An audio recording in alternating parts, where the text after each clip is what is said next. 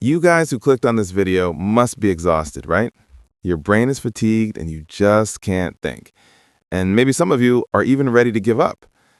I'm also sure you don't know how to cure this feeling of exhaustion. So today's lecture will cover some of my personal insights on what we need to do when our brain is tired. Before we get into the material, I want to tell a little story about one of my friends. Back when I was in college, my professor asked for someone to be used as a practice example. My friend was the one chosen. This friend of mine is an only child. When he was little, let's say elementary school age, his parents got into a huge fight one day, maybe even getting physical. Luckily, the hitting only lasted a moment. After that, his parents stopped talking to each other completely, and this went on for several years. So, if a guest came looking for his dad, his mom would open the door. But instead of calling his dad, she would call my friend. Then she'd say, "Tell your father he has a guest." The same thing happened vice versa. He always became the intermediary for communication between his two parents.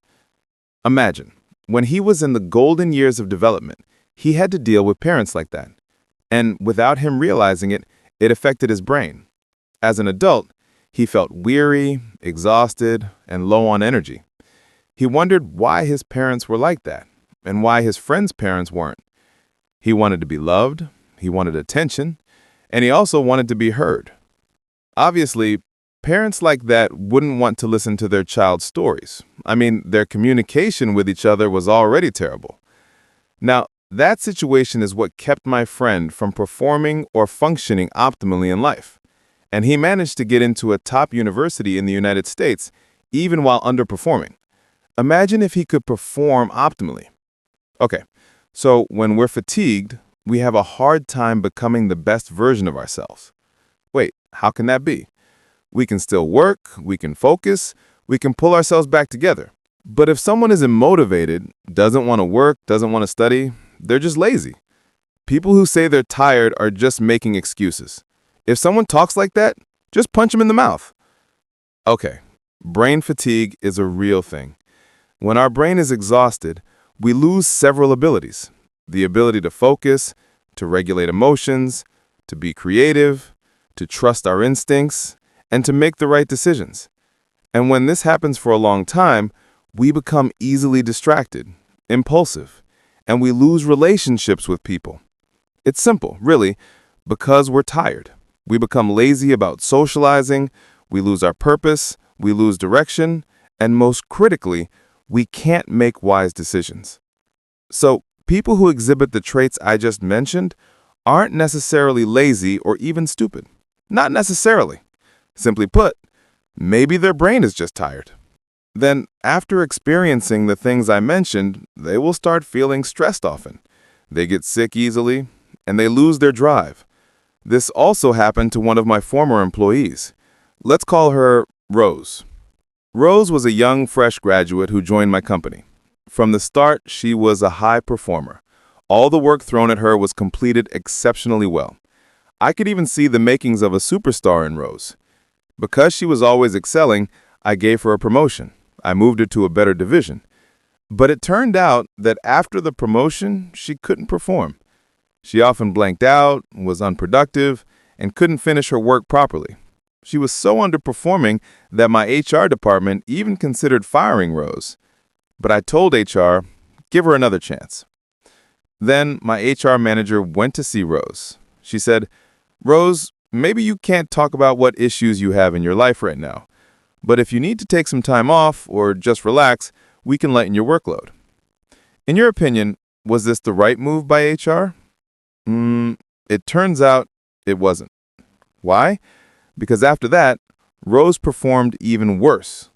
My HR manager was confused, feeling they had provided the best treatment by giving her time off and reducing her workload. Afterward, my HR manager reported back to me. She said, "Honestly, I'm frustrated. I pay her to handle this kind of issue." And I just said, "Well, man, why don't you just ask Rose directly what she actually wants?" Okay, before we continue, let's discuss a theory. There is a way to make our brain fresh, and that way is influenced by the things we deem important. For example, generally, for humans, Belonging, inclusion, and acceptance are extremely important. These three things are part of the feeling of being accepted in an environment. That feeling can also include being loved, cherished, paid attention to, being owned, and so on. Then there are some people who want to grow within the system, ambition, career, finances, and so on. There are also those who just want freedom, which can take many forms. Freedom to take risks, freedom to make decisions, and so forth. There are also those who seek the meaning of life, religion, purpose, aspirations, dedication, changing the world, and so on. Now, by understanding the things that are important to you and then trying to find a way to achieve them, that alone is the solution and the secret to making your brain fresh. It's by grasping or at least attempting to reach the thing that is important to you, and boom, your brain will be fresh. The same applied to Rose. After my HR manager asked, "Rose, what do you need to be able to perform again?" It turned out that Rose wanted to be involved in difficult assignments. She wanted to participate in various projects, and it turned out she started underperforming after her promotion and division transfer because her new supervisor wasn't ready to give her heavy work. Rose started overthinking, feeling her supervisor didn't trust her. In my opinion, there was nothing wrong with the supervisor. The supervisor probably wanted Rose to adapt to the new environment first, or to prove that her work was excellent. Meanwhile, Rose felt she had already proven so much in the old division. So when she was given easy tasks, she felt disregarded, even insulted. Yes, humans are all unique. If I were given the choice between an easy job or a difficult job with the same pay, I'd rather take the easy one, right? Or if I could just be unemployed, I would want to be unemployed. Okay, let's move on. After that, I told her supervisor to involve her in major projects. And guess what? Rose was able to perform again. So, when we can find and understand the things that are important in our lives, we'll start seeing a lot of possibilities that can make our time, energy, and life more meaningful. Sir, I still don't get it. The solution seems too simple. Yes, I simplified it so it would be easier to understand. But if you want a more complex discussion, okay, I'll give it to you. Let's use the example of someone who considers connection with others important. According to researchers, when two humans make positive contact or connection, a hormone called oxytocin is released. This hormone makes us feel loved. So when we connect with others and this hormone is released, we can feel a sense of calm, safety, confidence, more empathy, and we can forget trauma and fear. And if we have intimacy with someone we love and this hormone is released, the orgasm becomes better, and there are many other benefits. Another example, whatever is important to you, when you pursue it, you will see various possibilities. And the opening up of those possibilities releases the dopamine, the hormone that provides motivation, creativity, intelligence, innovation, and so on.